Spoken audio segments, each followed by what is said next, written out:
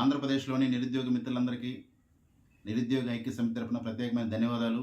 ఈరోజు చాలా కాలం తర్వాత మీ ముందుకు వీడియో రూపంలో రావడానికి ప్రధాన కారణం ఏంటంటే, ఈ గ్రూప్ 2 విషయంలో జరుగుతున్నటువంటి పరిణామాలు.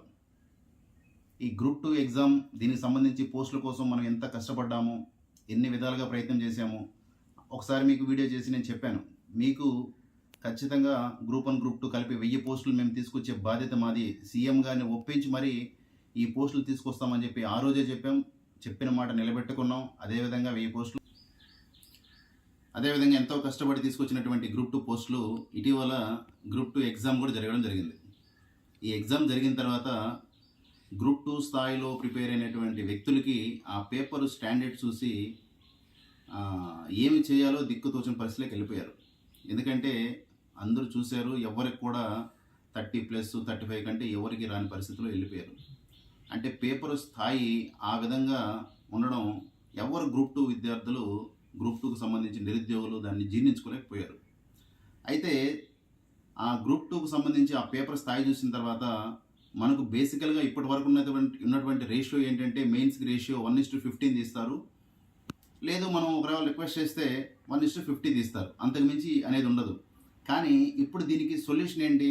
ఇంతమంది నిరుద్యోగులు వాళ్ళ పరిస్థితి అగమ్యగోచరం అయిపోయింది. 5 సంవత్సరాల తర్వాత ఎంతో మనం కష్టపడి తీసుకొచ్చినటువంటి పోస్టులు అవి. ఆ వచ్చిన పోస్టులు కూడా మనం సక్రమంగా మెయిన్స్ కూడా అర్హత సాధించలేకపోయామంటే చాలామంది తీవ్ర నిరాశలోకి వెళ్ళిపోయారు. చాలామంది నాకు మెసేజ్లు చేస్తూ ఉన్నారు, అసలు మేము బతకాలనుకోవట్లేదన్నా, సూసైడ్ చేసుకోవాలనుకుంటా ఉన్నాం, మా పరిస్థితి అగమ్యగోచరంగా మారిపోయింది, ఏం చేయాలా, మీరు సాయం చేయాలంటే మొట్టమొదటిసారిగా నేను ఒక ట్వీట్ చేశాను. గౌరవ ఏపీపీఎస్సీ సభ్యులకి, సుధీర్ గారికి, అదేవిధంగా చైర్మన్ గారికి ఒక ట్వీట్ చేస్తూ మేము ఒక ట్వీట్ చేశాం. మెయిన్స్కి సంబంధించి గ్రూప్ 2 1:100 పోస్టులతో ఎంపిక చేయాలి అని. కనీసం ఆ విధంగానే సరే మనకు మెయిన్స్కి చాలామందికి అవకాశం దొరుకుతుందనేటువంటిది ఒక చిన్న ఆశ. చిన్న ఆశ కాదు, పెద్దదే. అదేవిధంగా నేను ఎప్పుడైతే పోస్ట్ చేశానో దానికి గౌరవ సభ్యులు సుధీర్ గారు వెంటనే రియాక్ట్ అయ్యి, తప్పకుండా ఇది చైర్మన్ గారి దృష్టికి తీసుకెళ్తామని ఆయన మనకు హామీ కూడా ఇచ్చారు. హామీ ఇచ్చిన తర్వాత వెంటనే మన నిరుద్యోగులతో కలిపి నేను తర్వాత విజయవాడకి వెళ్ళడం, విజయవాడలో సుధీర్ గారిని కలవడం, తర్వాత రిప్రజెంటేషన్ ఇవ్వడం, పాజిటివ్గా ఆయన రెస్పాండ్ కావడం, ఇవన్నీ జరిగింది. ఇవన్నీ మీకు తెలిసిన విషయాలే. అయితే ఇప్పుడు ఈ వీడియో చేయడానికి ప్రధాన కారణం ఏంటంటే, మనము వెళ్ళి కలిసిన తర్వాత కూడా దీని మీద ఇంకా సందిగ్ధత అనేది కొనసాగుతూనే ఉంది. అసలు మనకు వస్తుందా రాదా అనే భయాందోళనలో నిరుద్యోగులు ఉన్నారు. నేను ఒకటి స్పష్టంగా చెప్పదలుచుకున్నాను ఈరోజు. మేము ఆ రోజు మీకు ఏదైతే హామీ ఇచ్చామో 1000 పోస్టులు తీసుకొస్తామని, అదేవిధంగా 1000 పోస్టులు తీసుకొచ్చాము, మాట నిలబెట్టుకున్నాము. ఈరోజు కూడా చాలా స్పష్టంగా నిరుద్యోగ ఐక్య సమితి తరపున నేను స్పష్టంగా మీకు తెలియజేసేది ఏంటంటే, 1:100 మెయిన్స్కి ఖచ్చితంగా వచ్చి తీరుతుంది, తీసుకొచ్చే బాధ్యత మాది అని స్పష్టం చేస్తూ ఉన్నాను. అదేవిధంగా ఒకసారి వెళ్ళి ఆల్రెడీ బోర్డు మెంబర్స్ గారిని కలిసాము, సుధీర్ గారిని కలిసాము. అదేవిధంగా ఇంకొక 10 సార్లైనా కలుస్తాం, ఇంకో 100 సార్లైనా కలుస్తాం. కానీ ఎట్టి పరిస్థితుల్లో 1:100 అనేది వచ్చేలా మా తీవ్ర ప్రయత్నం చేస్తాం. వస్తుందని ఆశ, నమ్మకం ఉంది. నమ్మకమే కాదు, 100% రావాలని కూడా మేము కోరుకుంటా ఉన్నాం. వస్తుంది కూడా. ఎందుకంటే ఇదంతా ఎందుకు చెప్తున్నానంటే, మనం ఎన్నిసార్లు వాట్సాప్ గ్రూపుల్లో చెప్పినా సరే, నిరుద్యోగులకు చెప్పినా సరే, వాళ్ళకి కాన్ఫిడెన్స్ లెవెల్స్ పెరగట్లేదు. ఇది జరుగుతుందా లేదా అని మెయిన్స్కి ప్రిపేర్ అవ్వడానికి కూడా చాలామంది భయపడుతూ ఉన్నారు. మనం ప్రిపేర్ అవ్వాలా వద్దా, ప్రిపేర్ అవ్వకపోతే మనకు టైం లేదు, మరి ఏం చేయాలి?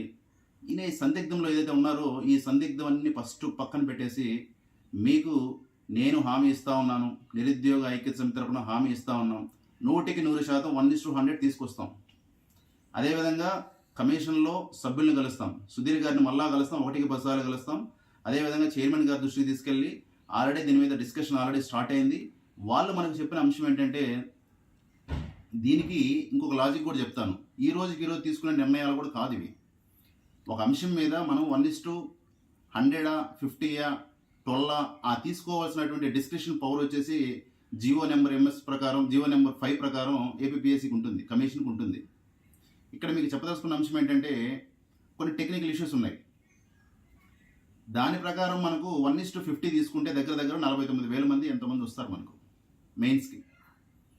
అంటే మనకు ఎగ్జామ్ పెట్టడానికి 2016లో కూడా ఇదే సంఖ్యకి ఎగ్జామ్ పెట్టినప్పుడు ఏపీ ఆన్లైన్లో చాలా టెక్నికల్ ఇష్యూస్ వచ్చి చాలా ప్లేసెస్లో ఎగ్జామ్స్ ఆగిపోవడం, దాని తర్వాత కోర్టులో కేసులు పడడం, చాలా దగ్గర మాస్ కాపింగ్ జరగడం, ఇవన్నీ జరిగాయి. మళ్ళీ అవి రిపీట్ అవ్వకుండా ఉండడానికి ఒక విషయం ఏంటంటే 15 వాళ్ళు ఇంప్రూవ్ చేసుకున్నారు.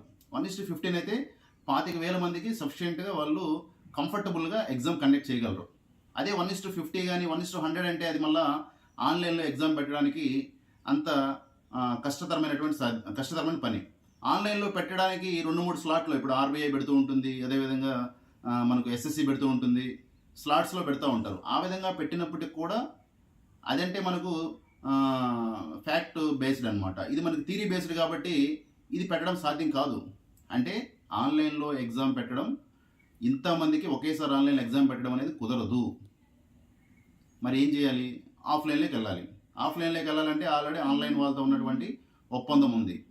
దాన్ని బ్రేక్ చేసి ఇప్పుడు మళ్ళీ ఆఫ్లైన్కి రావాలంటే దానికి కొంత టైం పడుతుంది. మనకు ఒక ప్రాసెస్ అనేది కమిషన్ డెసిషన్ తీసుకోవాలి.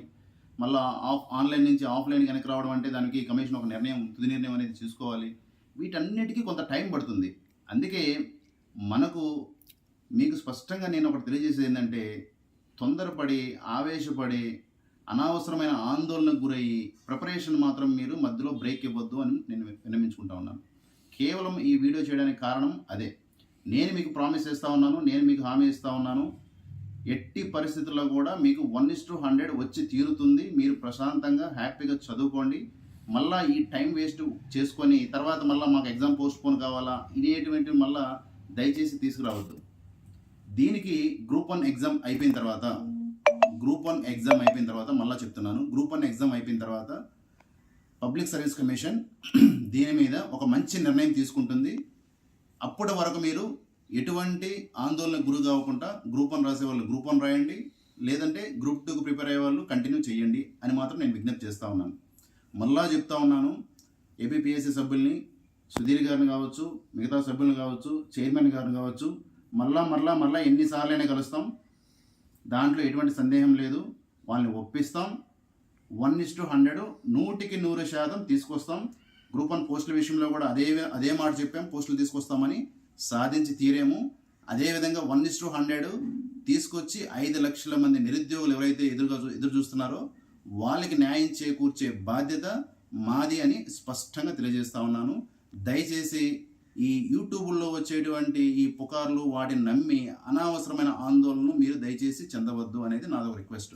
రెండో విషయం, కట్ ఆఫ్ ఎంత ఉండొచ్చు అంటే కట్ ఆఫ్ నేను కాదు, ఏపీపీఎస్సీ కూడా చెప్పలేదు.